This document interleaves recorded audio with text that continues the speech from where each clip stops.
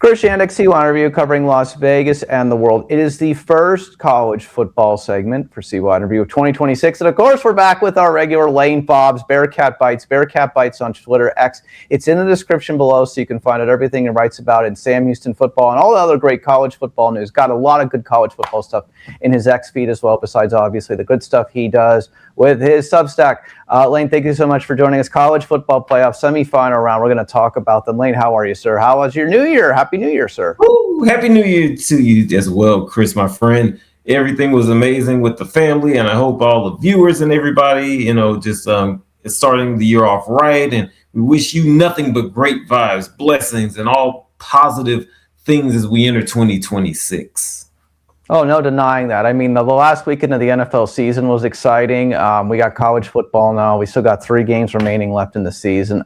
Let's just start off with, I'm going to start off with the other one first. Oregon and Indiana. My thoughts are, man, you were so right about Oregon against Texas Tech. I mean, they played, I don't know how you go from giving up 34 points to giving up 0 against what I believe is a better school.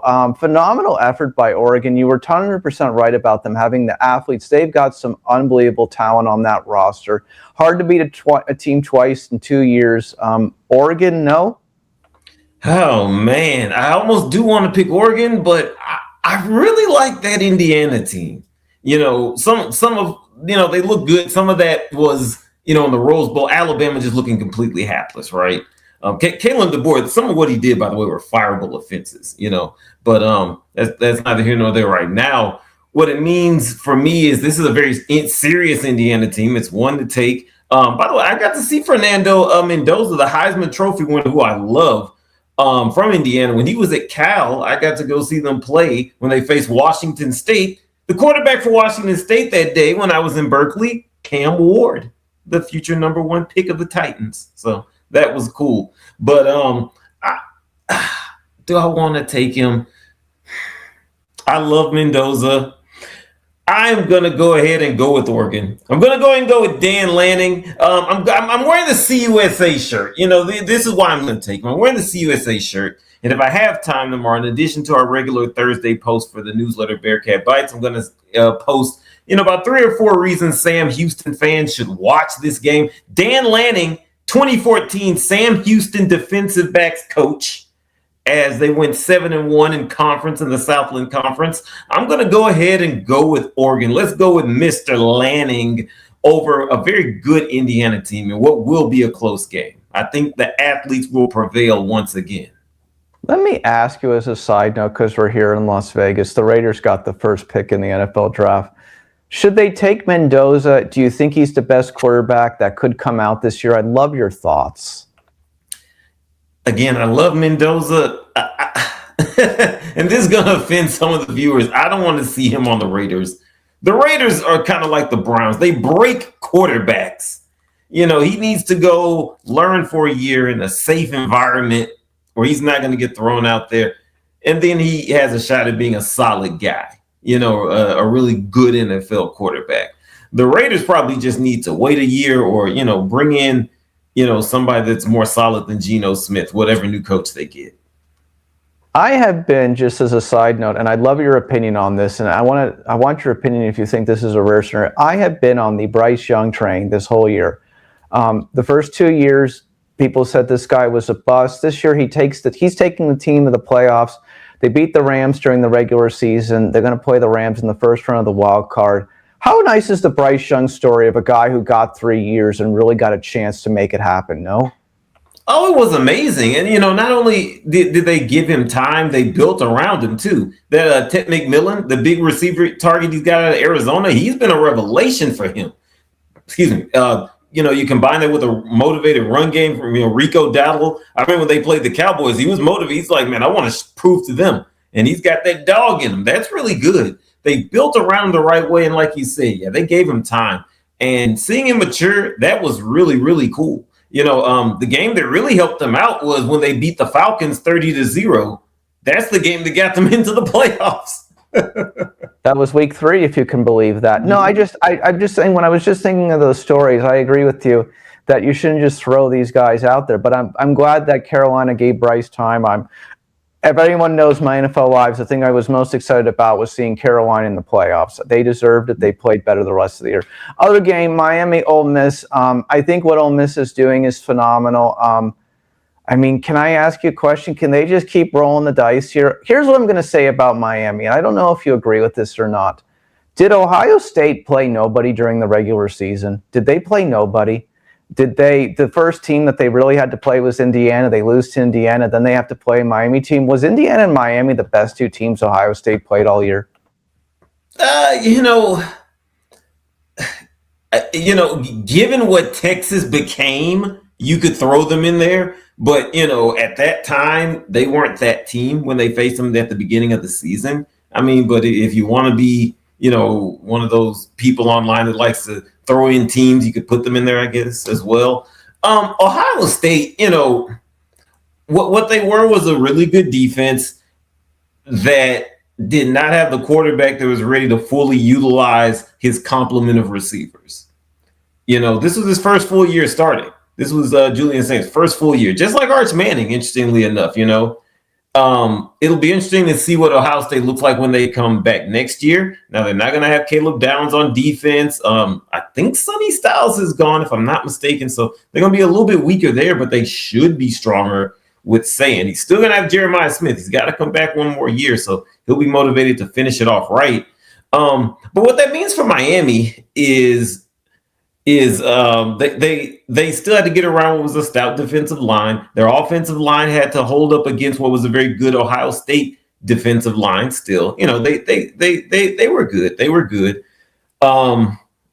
That game, it showed how good Miami is. I think it showed how good they've become. And I know you're a Florida guy. You don't want to hear that. I know, but it showed that a little. No, I don't think that. I think what it just shows you, though, is that this is a tournament style thing, and just because a team loses 2 games during the regular season doesn't mean they can't end up winning the tournament. That's the same thing as college basketball, and that's the model we've gone.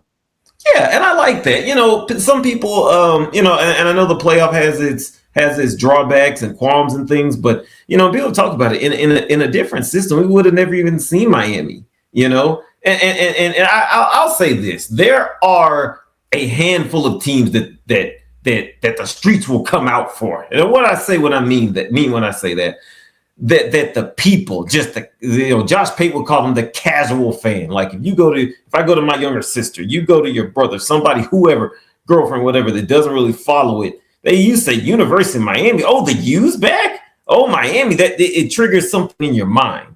I think it's Miami, Texas, USC, Notre Dame, Michigan, maybe, and I'll say maybe Notre Dame. Apparently, I saw some stat this week that the Pop-Tarts Bowl, more people watched that than any game Notre Dame was a part of last year.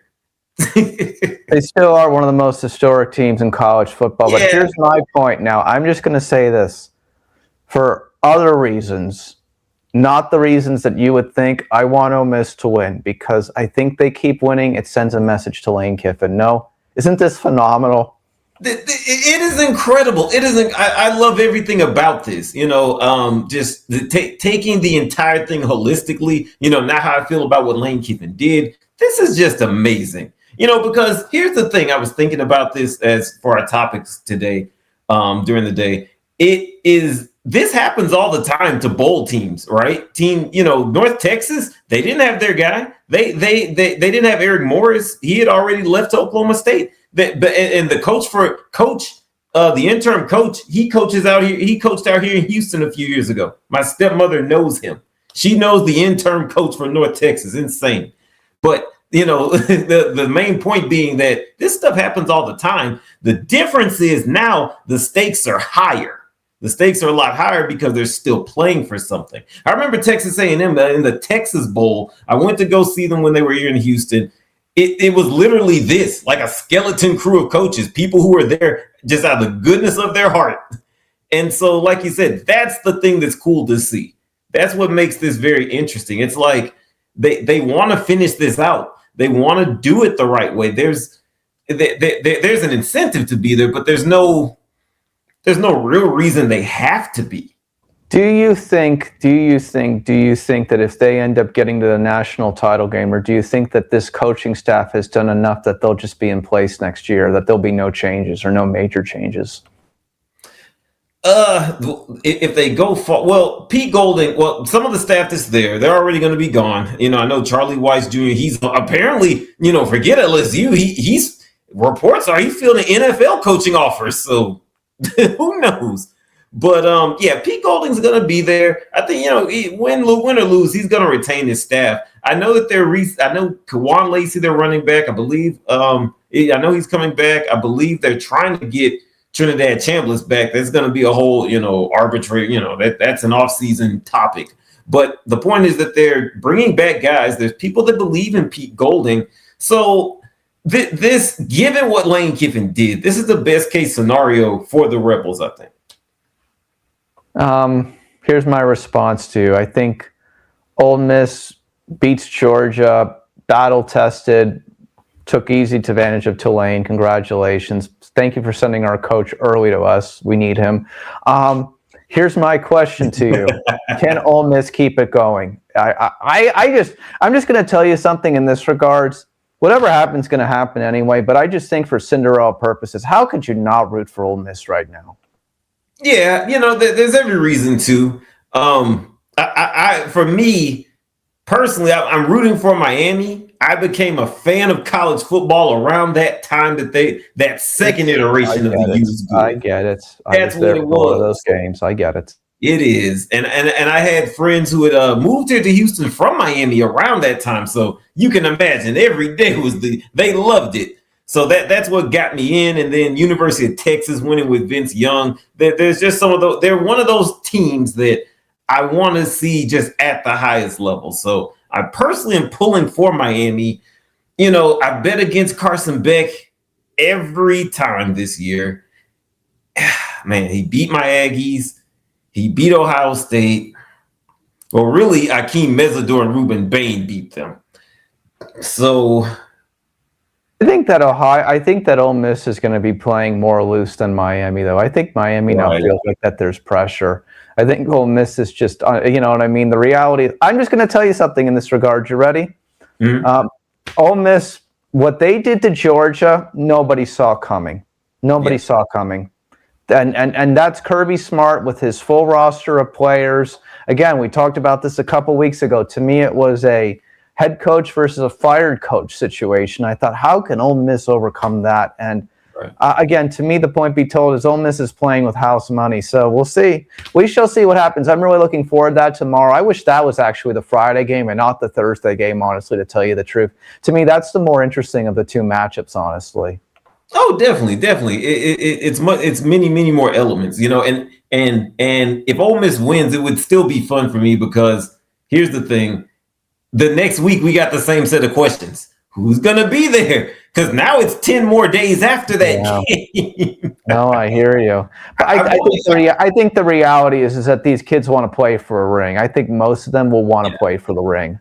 How could you not want to play for the ring? You know what I'm saying? And by the way, your stock goes up if you end up winning that national title and you perform well. Though there's all those things. Any final thoughts? I think we've covered it all, but Bearcat Bites, of course, you can tell the audience about that. But before we do that, anything else you think we missed on these two, or are we good? I think we're good. Oh, by the way, I'll take Miami. I'll take Miami in this one, by the way. I think it'll be Ole Miss versus Oregon for the national title on nobody's bingo card. Go ahead. I will go Miami, Oregon. I'll go Miami, Oregon. East versus West. Why not? Also on nobody's bingo card, by the way. Also, none. Nobody's. And again, this is the fun part of the playoff. Go ahead. There was the year. Let me think. 2001 would have been a great year for the college football playoff. I don't know if you remember 2001. You had that great Miami team. You had the University of Florida, which if University of Florida, because of a hurricane, had to play Tennessee in the last week of the SEC season, which was nonsense. It was absolute nonsense. But because of a hurricane, that game got bumped. So Florida loses by 2 points in that game, and they lose by 3 points to Auburn during the regular season.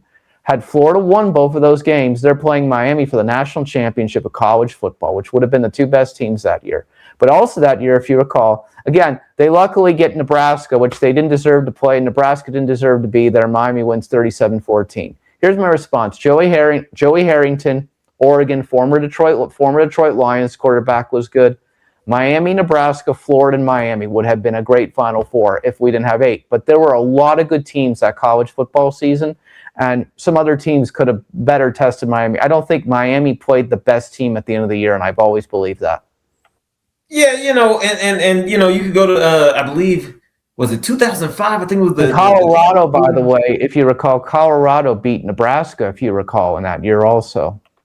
Right. And so that was the time that they should have gotten an opportunity, to extend their season, things like that.